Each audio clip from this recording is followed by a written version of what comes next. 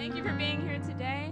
I want to take time to thank Pastor Blankenship and his wife and all the leadership team. I'm so thankful to be under their leadership today. So my message today is entitled, Having a Talk with God. And I'm going to read from Psalm chapter 22. I'm going to read a few verses, but kind of in chunks. So the first, starting at verse 1, my God, why hast thou forsaken me? Why art thou so far from helping me, and from the words of my roaring? O my God, I cry in the daytime, but thou hearest not, and in the night season, and am not silent. You may be seated. Here, King David is expressing despair. He's pouring his heart out to God and telling God how he really feels. And sometimes we may feel like we can't express ourselves to God this way. It might seem a little out of place, like, okay, we know God's always there, so we can't tell God that we feel like he's not there, because that just almost seems sacrilegious in a way. Or sometimes we're so busy telling other people how we feel that we never actually go and tell God how we feel, when he's actually the one that can make a difference. And so, but then there's other times we go to the other extreme, and we express how we feel to God and forget who he is. And we forget who we're talking to. So something goes wrong, and then we question God's attributes, or we question his existence. Or sometimes we act entitled and think God owes us everything. And God doesn't owe us anything. He gave us salvation. And if he didn't give us anything else in this life, that's enough. So it's important to find a balance between these two, being able to express ourselves to God, but being able to express it in a way of remembering who he is. We see when we look through the Bible, most of the great people of God had that kind of relationship with God. Moses, Abraham, David, they all could express themselves to God. And even Jesus, even though he was God himself, he repeated this, my God, why have you forsaken me? He expressed that feeling. So I want to continue in this psalm and where David goes from this place to see how he really addressed God.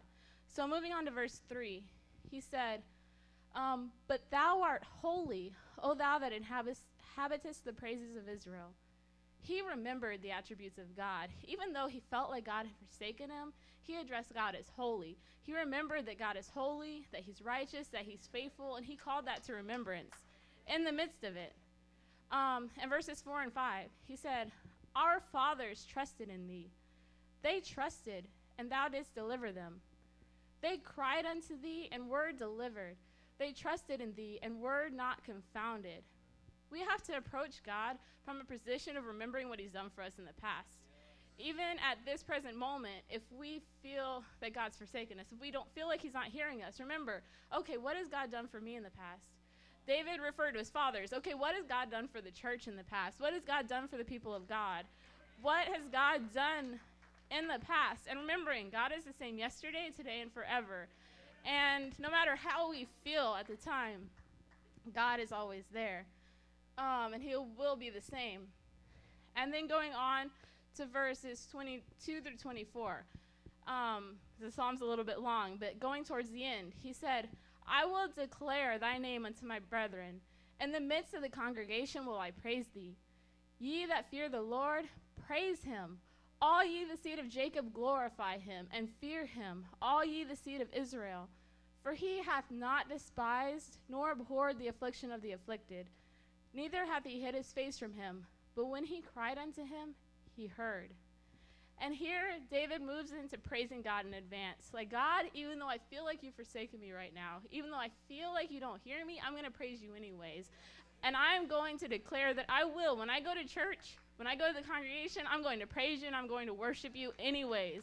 And he even refers back to, okay, you haven't despised me. I know that you love me. I'm going to praise you.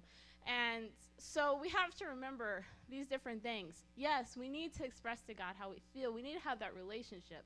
But how we feel is not always reality. And so we have to remember both of those. Express how we feel to God. He's the one that can make a difference. But remember who God is. Remember his attributes. Remember what he's done in the past. And praise him in advance. And if we do that, that builds that relationship with God. Remembering who he is, but being able to express ourselves. So thank you.